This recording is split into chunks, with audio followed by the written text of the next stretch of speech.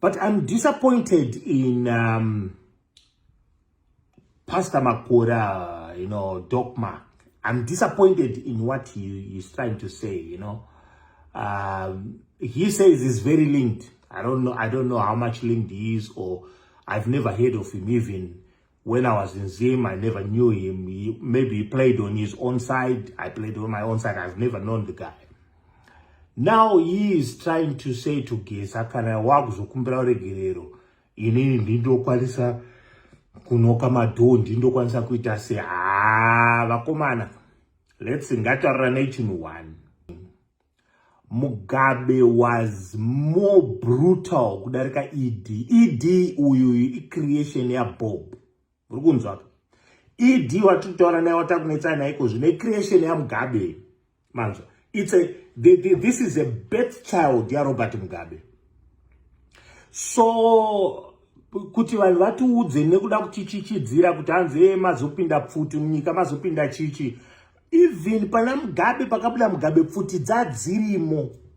Saka ED tichamubvisa pfuti dziripo. Ndo zviri kuzoitika izvo. Whether people want to believe this kuti hanzi ari kutaura ndiani kana chichi, kungobva kwakaita vanhu vanofanira kudzidza chinhu one. Nothing lives forever and nothing stays the same.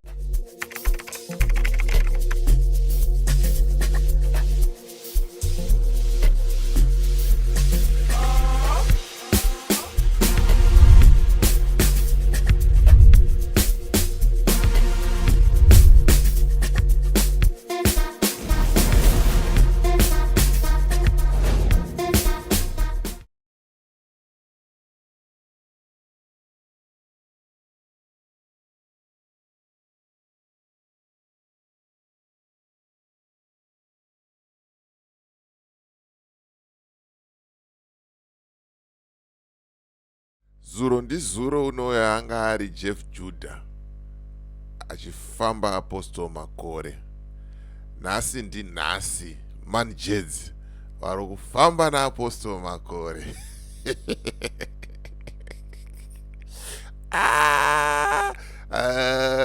Manaka ndaona taijoya mazuva ari kuteera ndaona tasipakwa tafara zvekutodaro ndevarechero vari inganasi tafara. Nyika yadirwa shuga. I'm just happy kuti a lot of people they are speaking up. A lot of people vari kumuka, vari kuchangamuka. Even those who supported ZANU-PF or who are still in ZANU-PF, they don't want certain leaders in ZANU-PF. But it's strong but the whole system is effed up. Aishaita. Yakuda kuchinjwa. Tombochinja engine overhaul, tobvisa masini ese tadachinja na driver. Ya toisa mataima nyowani bhazi rochinyazofamba. Ya toziva kuti musangano wevanhu wakuchifamba kana kutochinja zvese nemazita totangira ipapo tichienda kumberi. Panapa ndine mashoko ari kutaurwa naMaanGedz akanangana naApostle Makore. Ndovhidhio ndoda kuti titeerere tinzwe kuti zviri kutaurwa naMaanGedz ndizvo here, because ndaimbofunga kuti ndivageza chete vakangotaura nezvavamakore, but mukoma Jeff Judah vakataura nezveMaanGedz vataura. Ko kana munhu oramba achingotaurwa chii chiri kuitika? Ndo vane chimuti here Apostle Makore? Ndo vari kurira here? Chii chiri kumbonyatsoitika? Zviri kufamba sei panhaurirano yacho iyoyo haditika? Saka I'm going to show you a video raMaanGedz vachiadressa Apostle Makore, and pane comment yavaisa. Let me see if I can get that comment. Zvakangoma zvazvo. Okay, zvikanzi Pastor Makore is a snake in the grass. A double standard agent. Do not listen to people that personalize the country according to their relationship with the people in the government. Yeah, pakaipa. He is a state-sponsored puppet of Zvigananda to brainwash the masses. Zimbabwe does not need Pastor Makore, and Zimbabwe does not need his services. There is no one young Okay, there is no one young here. Anyone over 25 is a grown man. Ndo mashoko ari kutaurwa naMaanGedz akanangana naApostle Makore. Rega ndono ndingamaise pascreen herapo muzvionere bega kuti ya pari kupisa. Ndambokutaura taona taenjoya mazuva ari kuteera aya taona tafara, taona tanhonga joy. Right, aya mashoko ataurwa naMaanGedz aya timaisa apa muzvionere mega, muzviverengere mega, nekuti pamwe munozofungwa ndawedzeredza kana kuti ndabvisiridza zvimwe. Zvikanzi Apostle Makore is a snake, hanzi inyoka, usadhambe nenyoka, in the grass, a double standard agent.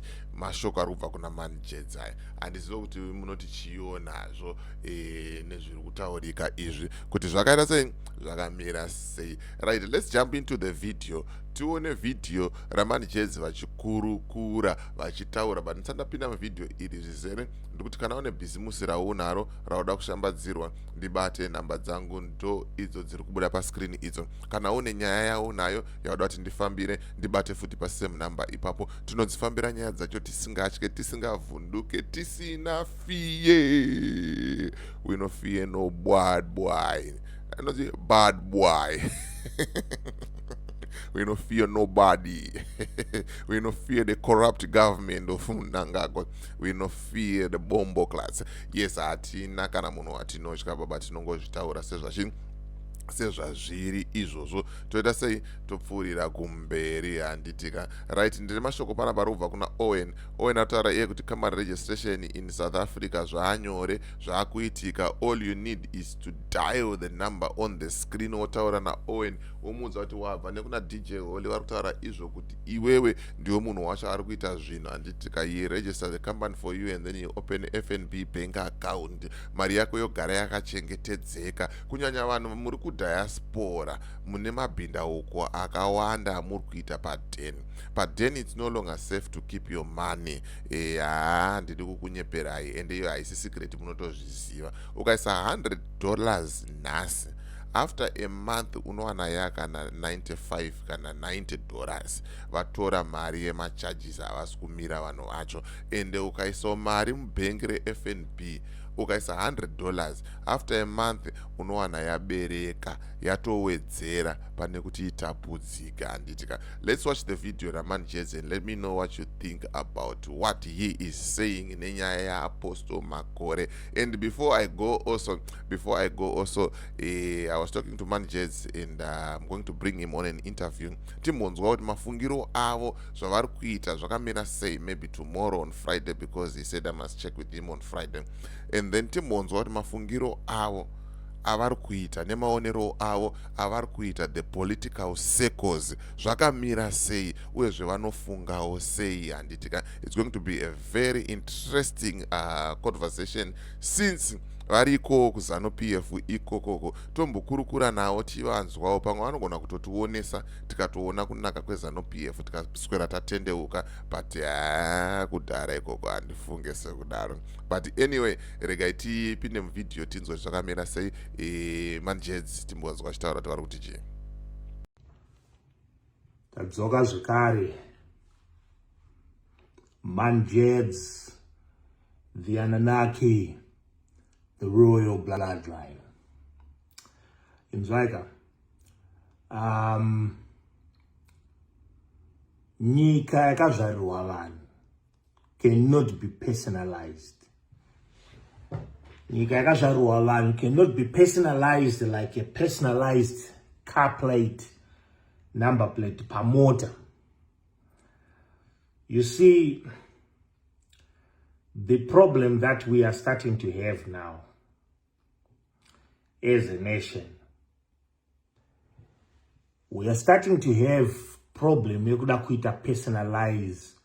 Nyika fanika kuseri kumagrosa okunzi iri bhucha rababa wangu, iri bhucha rasekuru wangu, iri magrosa kana kuti iri bhawa rasekuru wangu. Ndo zvakuitika manje kuti nyika yedu yakutorwa fanika bhawa. Vamwe tese manje susuka tave napo hatisina kuzvarwa imomo. You either do what I want, you either do what we want, or you live or you die. So unoona problem inetika nezvinhu zvakadaro manje ndeyekuti kune magandanga mamwe akaita sesu. So kune magandanga akaita sesu ekuti the more yaunoda kutiudza kuti hanzi regedzai zvakati ndo zvatoita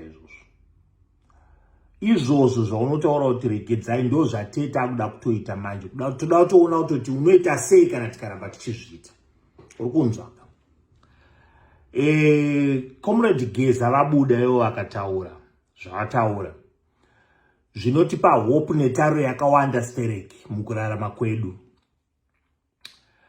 But I'm disappointed in Pastor Makore, Doc Mark. I'm disappointed in what he is trying to say, He says he's very linked. I don't know how much linked he is, or I've never heard of him. Even when I was in Zim, I never knew him. Maybe he played on his own side. I played on my own side. I've never known the guy. Now he is trying to say to Geza, kana wakuzokumbira uregerero, inini ndindokwanisa kunoka madhoo, ndindokwanisa kuita se vakomana. Let's ngataurira nechinhu one. When a man starts to talk like that, that's desperation. Let me tell you one thing. Mugabe was more brutal kudarika ED. ED uyu creation ya Bob. ED watutora na watakunetsa na iko zvine creation ya Mugabe. Manzo. This is a birth child ya Robert Mugabe. So kuti vanhu vatiudze nekuda kutichichidzira kuti hanzi mazopinda pfuti munyika mazopinda chichi. Even pana Mugabe pakabuda Mugabe pfuti dzadzirimo. Saka ED tichamubvisa pfuti dziripo. Ndo zviri kuzoitika izvo. Whether people want to believe this kuti hanzi ari kutaura ndiani kana chichi, kungobva kwakaita vanhu vanofanira kudzidza chinhu one. Nothing lives forever. And nothing stays the same forever. If you don't understand this, you never learn anything. It's time that ED must go. There is nothing anyone can do about it when people start to uprise. When people rise to demand what belongs to them, no one can stop that revolution. And the same thing we're saying is ED must go, and ED is going. Emerson is going. If dai Emerson anga akangwara by now angadi atutanga to organize zvinhu zvake, achitoplana exit plan yake and stuff like that. But pakuzoda kuzvita munhu mutapa apa, you know what? Even Robert Mugabe taifunga kuti akaipa. He is never disrespected us as a country to that point. He's never done that. So isusu tinongotaura kuti aiwa imimi ita zvekuside kwenyu, isusu toita zvekuside kwedu. Inini I'm one of those very, very, very good, strong supporters dzaComrade Geza. I'm one of those lieutenant generals dzaComrade Geza. And there is nothing that anyone can come and do about it. Stand here in front of me and ask me who I'm going to vote for, who I want to be in the presidency. General Chuena is the only man that can lead us. General Chuena is the only man that can lead us to a position of safety, a position prosperous. Let me tell you, to tell my different fields of intellectuality. Azvibatsiri kuisirwa tara dzamuri kufarira izvanatira bablas vanani zvezve. Azvibatsiri kuisirwa tara pasi petara pachona pasina ma-assets, ma-lifeline assets. What is the point yekuisa tara pasi? And yet what you're supposed to protect underneath that whole section of the ground are lifeline services like water, drainage, sewers, power, fiber, all these other things. You're supposed to put them before you actually put tara here. But I'm going to dzimikira tara. I'll be happy if people actually consult before they do some of these projects. Ndakazolatira Barbara siya yakutanga kugadzirwa drainage after I said it. Vanhu vakutanga kuchera vachibora bora pasi pacho. Now you are affecting compaction, the compaction strength of that whole section of the road that you have already built. So people don't understand some of these things. Guys, you are wasting a lot of money doing some of these projects that you don't understand. And yeah, of course we can see what he's doing, but he's doing it upside down, is it? That's what I'm saying. But given the choice who I want right now, ED is gone. He has to go. ED must go. And before tender Congress, if ED does not step down before tender Congress, tinopinda muZimbabwe. Even vamwarimo muZimbabwe, tinopinda muZimbabwe. Varimo muZimbabwe momo vanokonzera champupuri isu tichipinda muZimbabwe. Tinopinda muZimbabwe this time. This is a warning kuna ED. If ED doesn't resign before we go to Congress and hand over that power and that office to General Chuena, we will be there. Guarantee these words and mark these words. We will be in Zim. And this time we're not talking to anyone. Atina munhu atiri kutaura naye, hapana munhu anopuwa warning about this. Kana ED akasaita step down before the Congress iri kuwere, mark these words and take them very seriously. I will say it very bluntly. You'll be surprised what's going to happen. I'm not going to say any more than what I've said already. We are not going to entertain a country that actually allows people to bring cocaine and sell cocaine to our citizens and destroy our citizens, and then you fine them $150. Of which everywhere in the world, those are very serious charges. Possession of cocaine is serious charges. If you are caught to be someone who distributes cocaine, you go on a death penalty in some of the countries. And here we are. Where do we come from? From Zimbabwe, a country that fines $150 to someone distributing and selling cocaine. You must be joking, is it? ED, you must be joking. Kazembe, you must be joking. You must be joking. Either you're involved in this whole racket, drugs, you must be involved in all these things. This is the reason why you can't make laws that actually are strong to curb these kind of crimes. And yet muda kusunga wana wedu tanzi ninganga kadakwa, ningale problem with drugs. And yet here the suppliers, I've said it before. Mark these words, if ED doesn't go before the conference, something big is coming. Something big is coming. If ED doesn't go before the conference, the Congress, ED, if he doesn't go before the next Congress, we'll be talking something else. MaanGedz, the Anunnaki, the royal bloodline.